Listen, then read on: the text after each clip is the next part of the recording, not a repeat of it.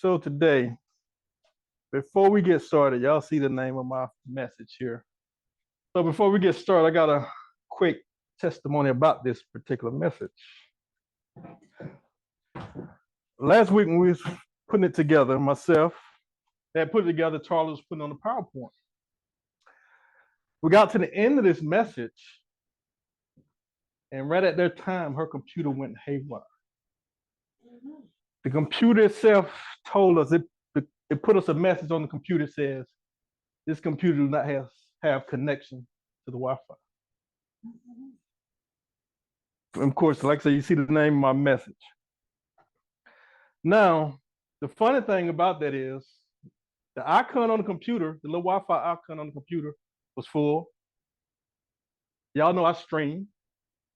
My TV didn't pause or do nothing, lag behind or nothing. So we know the internet was working. But whatever was happening, this computer at that time when we tried to save it and send it to myself, present, said it didn't have a connection. So before that happened, I felt this was a very powerful message anyway. But after that, I feel this message is special. There's something in this message I believe Hasatan of Satan didn't want somebody to hear.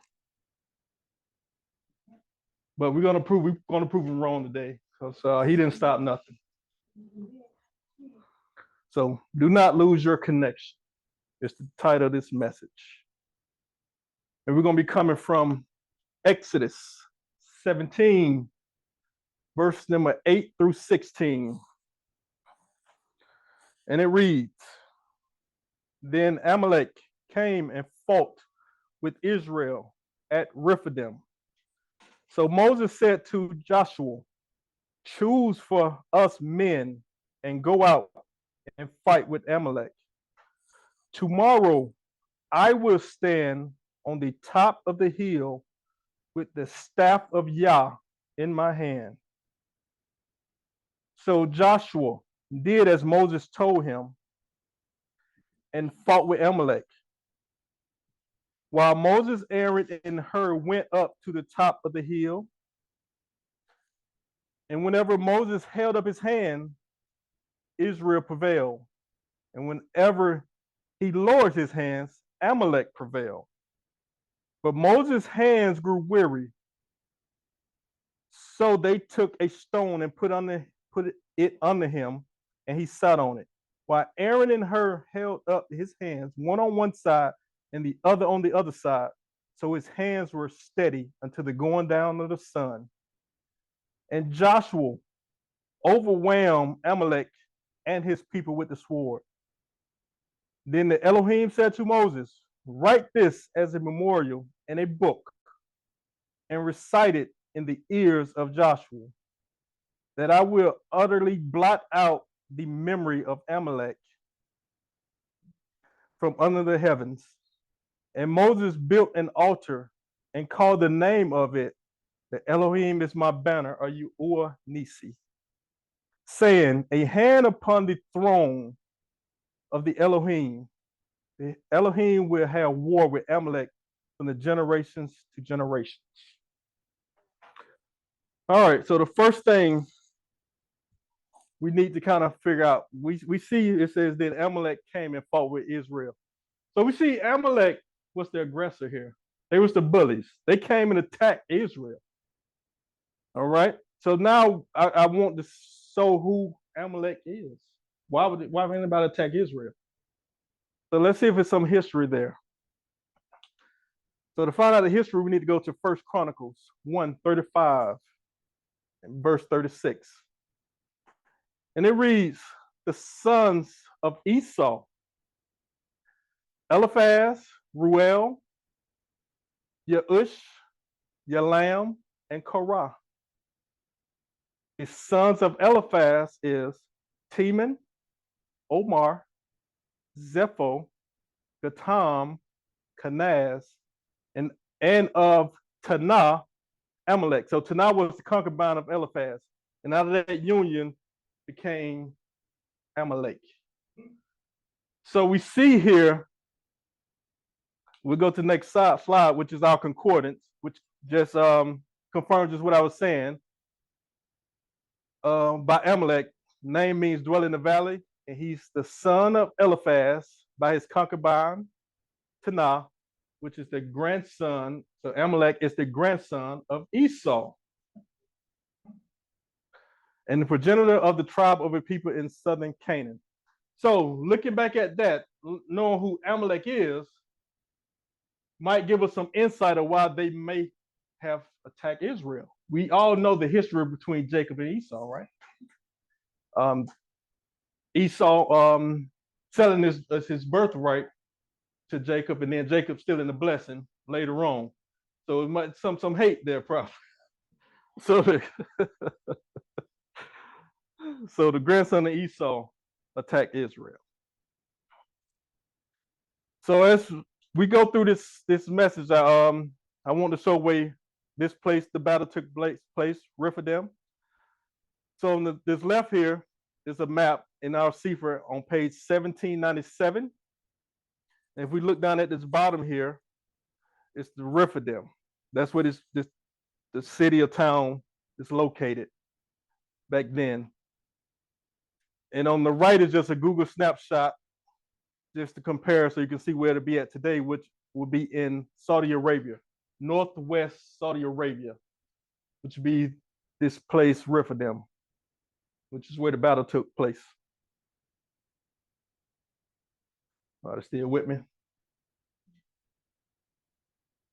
All right, so the next thing, kind of when this battle took place. And we can go to Deuteronomy 25, 17, and 18. And it says, remember when Amalek did this to you, you on the way as you came out of Egypt, how he attacked you on the way when you were faint and weary and cut off your tail, those who were lagging behind you, and he did not fear Yah. So the time frame is after the Exodus, and we know that Egypt was on the east side of the Red Sea, and Rephidim was on the west side. So it's safe to say this has happened after they crossed the Red Sea as well. So that's kind of the time frame we was in before Israel became into the Promised Land. So after the Red Sea, after the Exodus, is when this battle took place. So now I'm gonna break this down in kind of two parts today. The first, we're gonna look at the carnal aspect of what this verse means, and then I'm gonna follow it with the spiritual aspect of what this verse means. Okay. So Moses said that he's gonna go to the top of the hill tomorrow. Once he told Joshua to choose men and go fight the battle, Moses said, "I'm gonna go up to the top of that hill." And being a veteran, what the top of the hill represents from a carnal standpoint is this. Moses was like a general. When he's on the top of the hill, he can see the entire battlefield. He had clear lines of sight. Like I say, I'm a veteran. We got other veterans, Brother Al. And in battle, we always want to be at the high point, because everything on the low point we call the kill zone. We can hit it, we can snipe it, whatever. We can see any offensive they trying to mount against us, and whoever's on the top can see down, and whoever on the top can mount offenses, and whoever on the lower bottom, the lower end cannot see the offense that they mount. Thus, the term "fight the uphill battle." It's always tougher to fight an uphill battle. So that's the carnal aspect of why Moses went to the top of that hill. But again, it carries a strategic and a tactical advantage. So this is the tactical advantage. The spiritual going to be the strategic advantage of why Moses was up on the top of the hill. So everybody get it so far? Why Moses might have went up to the top? We're good. All right. So Moses said he's going to take something with him up there in his hand. He said he's going to take the staff of Yah up there with him. When we look in the concordance, the staff of Yah translates to Shebet. And the meaning is, it says rod, staff, branch, offshoot, club, scepter, tribe. Then on line A, it says rod of staff. Line B, it says shaft of spear or dart. Line C says it's club of a shepherd's implement. Line D says Tretrion, scepter, mark of authority. Line E says clan or tribe. So what you need to take from this right here, what that rod and staff is a club of a shepherd's implement, and it's a mark of authority. So basically, all it is a walking stick, a cane of some sort, physically. All right. So a shepherd, if we go, I can't really. So if we look at the definitions, it says can be used from an unused root, probably meaning to branch off a scion, i.e., literally a stick.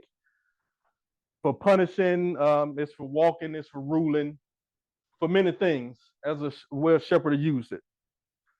So some of them, I'm gonna highlight some of the ways a shepherd might have used this cane or stick, right? So during this time, a shepherd may have to go around the countryside with his flock, his sheep, as they grazing on grass throughout the countryside. So in those long days, a shepherd may get tired. So he would use that rod sometimes if he's tired to lean on, to give his legs some rest. Okay, that's one way. While he's walking, if his leg was hurt, he'll use that rod to kind of hop around and put the weight on that cane and take that weight off that leg, which is like say support. Okay. A shepherd may also use that rod as a weapon to protect his sheep from any dangers that may be looking to harm his sheep or himself. Okay. And if you know a cane typically have a hook on it, right? So a shepherd may also use that rod in that purpose. If a sheep falls in something and hurt itself, he'll flip it over, grab that hook, grab that sheep, and pull it back to safety. They also use it for writing, marking down in dirts or whatever as signals. They also could use it to count their sheep. So this stick was used in many ways. A shepherd would use this rod and this staff in many ways during that time. And it's going to all tie in later, so just kind of keep that in your mind. All right, everybody good on that? The rod and the staff, what it means physically. So the next thing we want to talk about, when Moses got up there, he raised his hand, and it says when his hands was raised, he was winning. When his hands lowered, Amalek prevailed.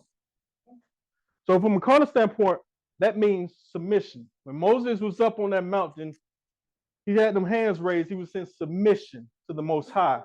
Okay? And I'm going to give you a quick example of that. Obviously, we know law enforcement. If we in some of the law enforcement and they draw and say, freeze, what's the first thing we do? Throw them hands up. Let them know that, hey, we don't want to fight. We're good. We're giving up. Okay? So Moses was surrendering to the Most High while his hands was up. He was in that submission form. All right? So everybody good so far? That's with the corner. All right, now we start getting to the spiritual meaning. All right, so from a spiritual standpoint, Moses standing on the hill, we want to go look at Exodus 19, verse 19 through 22. Particularly verse 20 is what we're going to kind of touch on, but it reads, and as the sound of the trumpet grew louder and louder, Moses spoke, and Yah answered him in thunder. We know the Most High speaks in thunder. We didn't discuss that here. All right.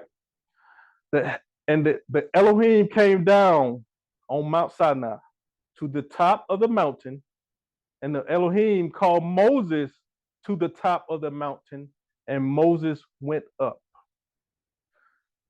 And the Elohim said to Moses, go down and warn the people, lest they break through to the Elohim to look, and many of them perish. Also let the priests know who come near to the Elohim, consecrate themselves, lest the Elohim break out against them. So, from a spiritual standpoint, first bullet point, Moses needs to be away from the distractions. That battlefield was the distraction. So Moses went up to the top of the hill to get away from the distractions. because he knew what he was about to have to do. And what he was about to have to do going to demand complete focus. So he needed to get away from the distractions, okay? It says Moses needed a strong signal without obstacles, okay? I want to give you another example here. Imagine your person is a cell phone, and the Most High is the cell tower.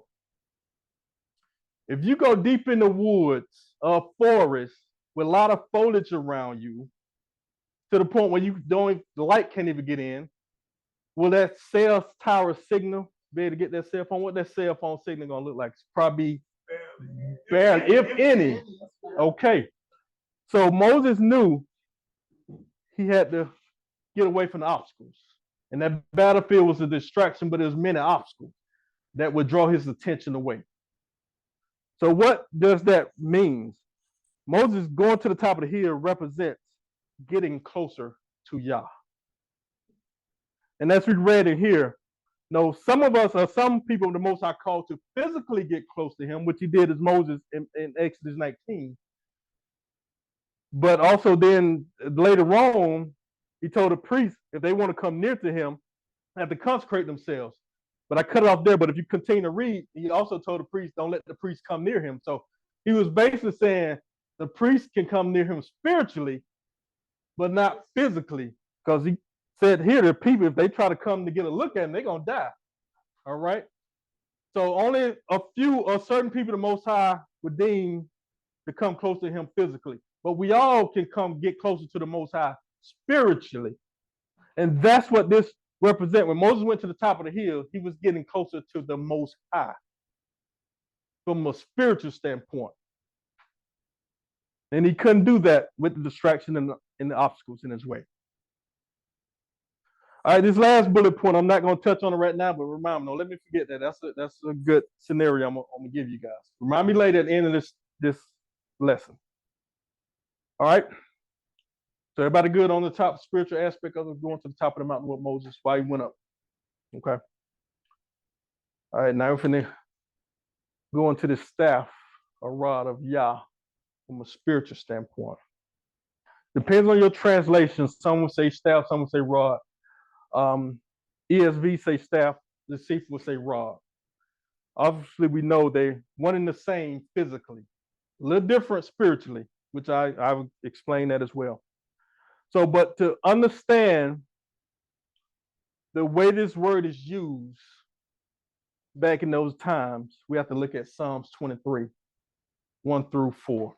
And I know we done read it many times and might not completely understand what it's saying, but we finna get into it today. All right, so let's read it here. It says, Yahuwah is my shepherd. I shall not want. He maketh me to lie down in green pastures.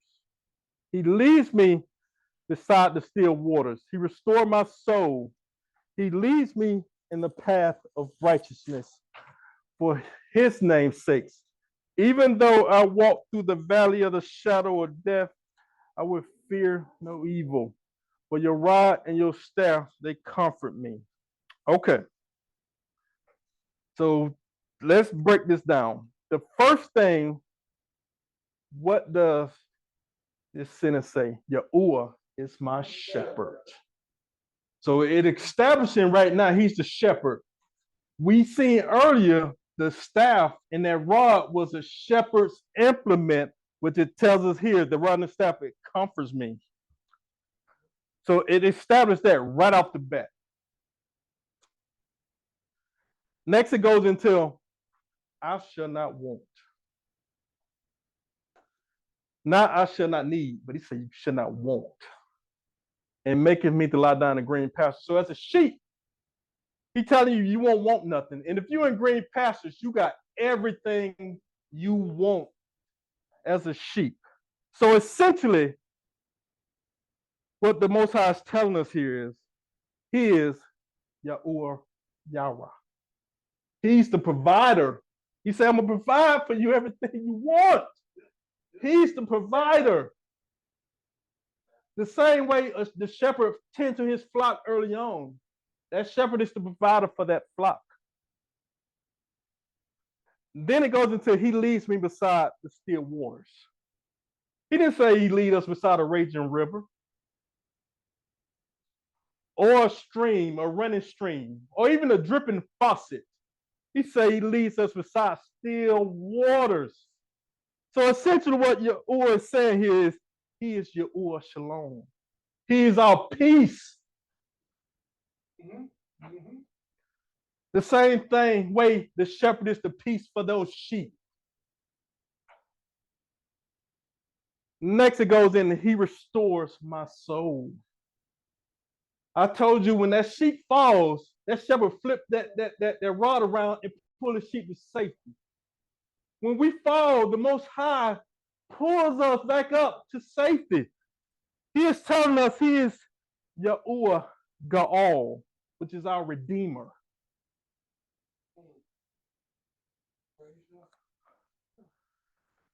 It goes and says he leads us in the path of righteousness for his name's sake.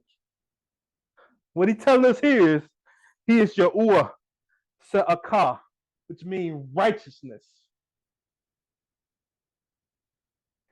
And lastly, say, even though I walk through the valley of the shadow of death, I will fear no evil, for you are with me. Yahuwah is telling us that he is Yahuwah Magan. He's our protector. He's our shield. And no matter what, he got us covered. There's nothing we're going to be able to harm us. The same way the shepherd protects his sheep, Yahuwah said he will protect us. So essentially, this rod and this staff is a promise. The Most High promised to us that he will be all these things for us.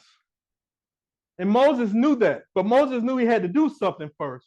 And when I tell you what a shepherd would use that rod for, he had to lean on it. So Moses took that staff up there and that rod up there so he can lean on it and put the weight on it. And Yahuwah would do the rest. So if any one of you holding anything, gotta let it go. Lean on that rod, lean on that staff, let Yahuwah handle it from here. Take your arm, wind it up, and throw a fastball pitch at him. He'll catch it. Get it off you. Because we can't handle it, but he can. And he tells us this in his word, that he will be all these things for us. Yes. So that's the rod and the staff. It was the promise that Yahuwah promised us, and Moses knew that. And he understood that in the way that word was used. So he took it up there to lean on it, to remind him. The same way when he came out of Israel and he came to the Red Sea, he had the staff. Exodus, I believe, is 14, verse 15 and 16. It says he lifted that staff up and held his arms over the ocean, and the waters moved. So Moses just went through this. Aaron also had a rod and the staff. When the plagues came, Aaron had his hand over the water, and plagues came. But it was the promise. That's what it represents here. Spiritually, the promise, what Yahuwah promised us that he would do only if we lean on him and put our weight on him and let him be our crutch.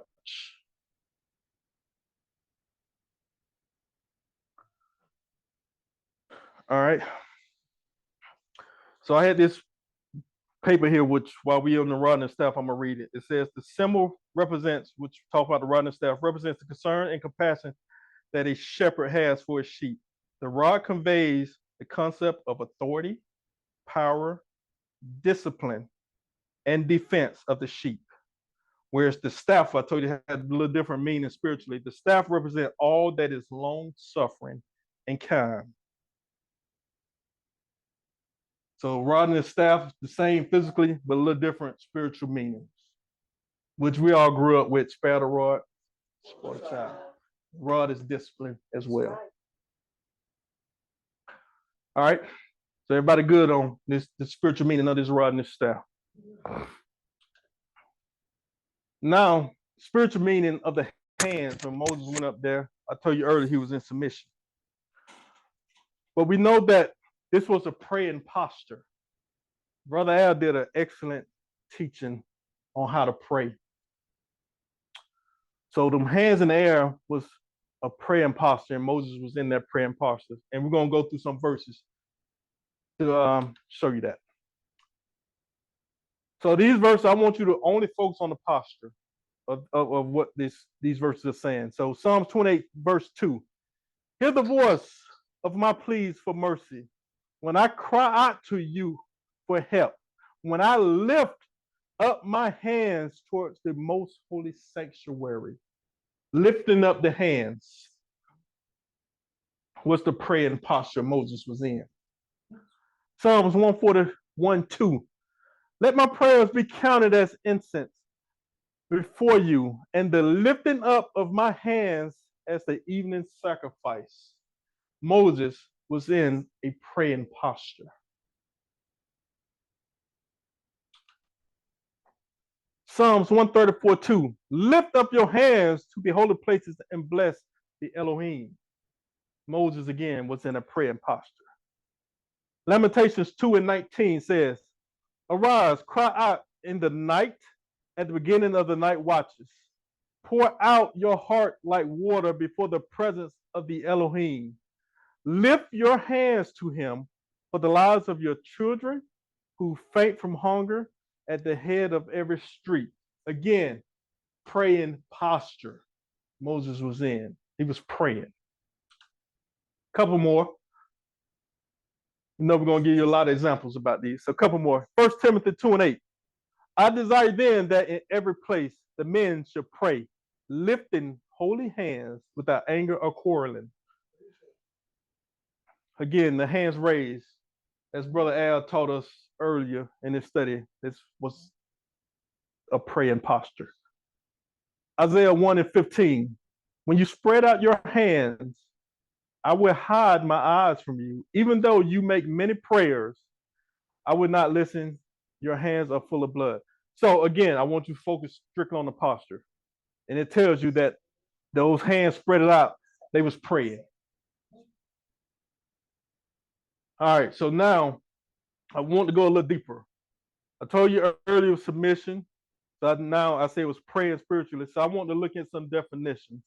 So when I went to my concordance and typed in praying, we got an Old Testament and a New Testament. Old Testament on the left, New Testament on the right.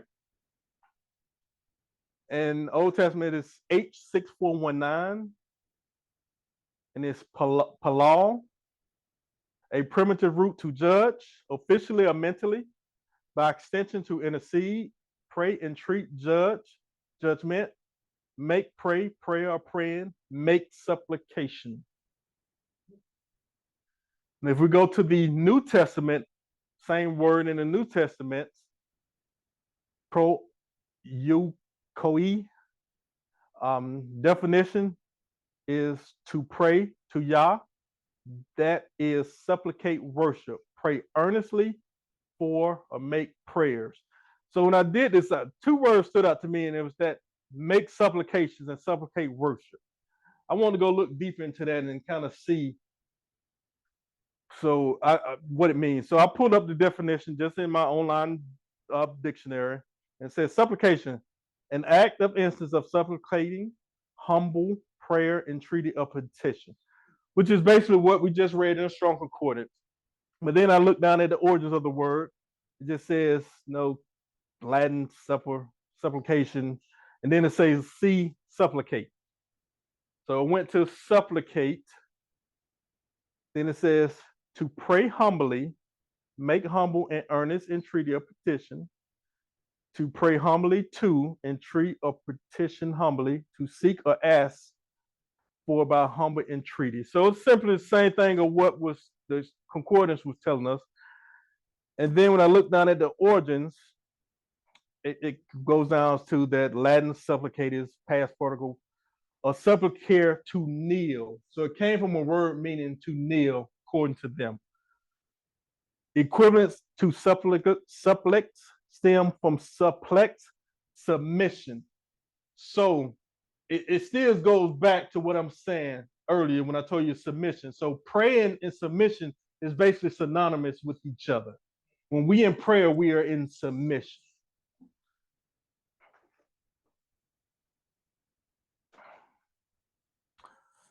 So what we got next? Okay.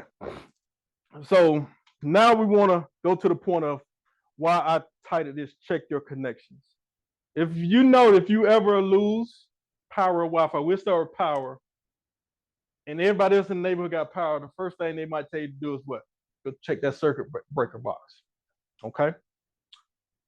So we're gonna go to the Wi-Fi. If you know Wi-Fi, everybody got Wi-Fi. The first thing they typically tell you to do is go check those connections. Make some connections tight, then you might tell you to reset your router and all that. But so first, they tell you to check those connections, right? So as a quick recap, Moses gave us 3 connection points that we need to check.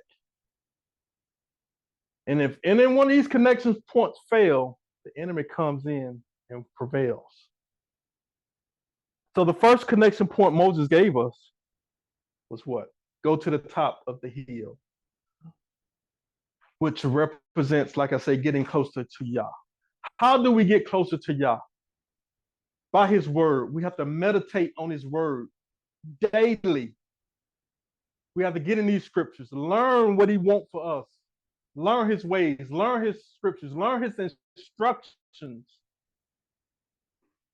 That's how we get closer to Yah today, by meditating on these scriptures. Okay. Now I want to give this example. Remember I told you about this husband and wife? Okay, imagine you got and this is going to be for husband and wife or anybody in significant relationships. Imagine you got, 2 people, husband and wife, and in a week spans, they only one day a week, they communicate with each other, have intimate time with each other, and make time with each other. One day a week. The other 6 days, they don't talk. They can't stand each other. Don't talk to each other. Don't communicate with each other. How long would that relationship? How good would that relationship be? You think it's safe and won't be good? Okay. So now, imagine we only talk to the Most High one day a week. Other 6 days, we don't talk to the Most High. How good is that relationship going to be? Exactly. It should be the exact same answer. You're going to have a bad relationship with Yah if you only talking to him one day a week. We got to spend time with Yah daily, getting closer to him. That's what Moses was telling us. Because we don't get closer to him, it's in this word, that connection point fails and the enemy prevails. Okay? All right, so connection point 2 was what? The rod and the staff. So that point is we have to lean on the Most High. We have to give it to him. We have to let him be Yahuwah. Put the weight on him. Let him be our support. He said he'll give us rest. Lean on him and let him give you rest. That is that second connection point. If that point fails, the enemy comes in and prevails. The third connection point was what? The submission, right? Submission and prayer. So what that is telling us, we have to be submissive to the Most High at all time. We have to glorify the Most High at all the time. We have to understand his position and understand our position, lifting him up constantly. We have to be in submission. And if we once think that it's all about us and we're doing this by ourselves, that connection point fails and the enemy will win every time he prevails against us. So we have to stay on our connection points, family. These 3 connection points that Moses pointed out to, we've got to stay on them, stay locked in, stay tight. Keep them connected securely, because the enemy will win if it's not. And the last thing, I didn't have in this slide, but I want to mention to you. When Moses went up there to the top of the hill, two people went with him, Aaron and Hur. And what that signifies is this. You got to have that inner circle where you got people around you that when your connection points fails, they help you reconnect those points, identify and reconnect those points. And that's what Aaron and Hur did. When Moses' arm came down and he got tired, they propped his arm up for him. They held him up for him, one on one side, one on the other side. So we got to keep that inner circle tight with people who will help us. Aaron didn't jump in and try to steal the glory. He had a rod and staff. He didn't jump in and hold his hands up. It wasn't his mission. He held Moses' hands up. So we need people around us that be able to hold our hands up and not try to steal that glory. And if your circle don't have that, find a new circle.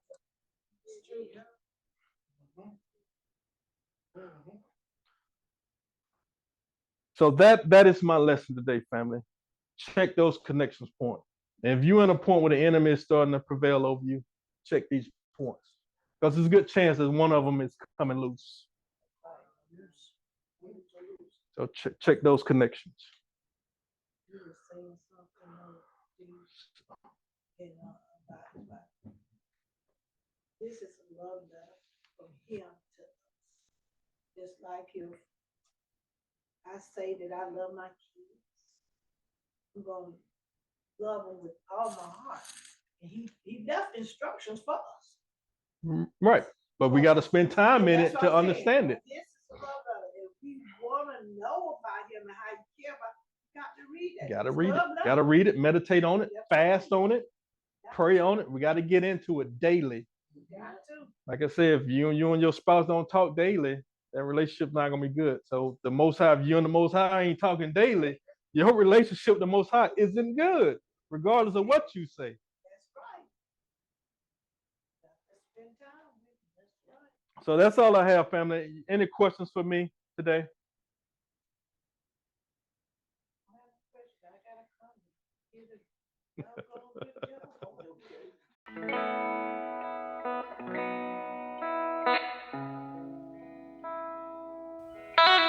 comment.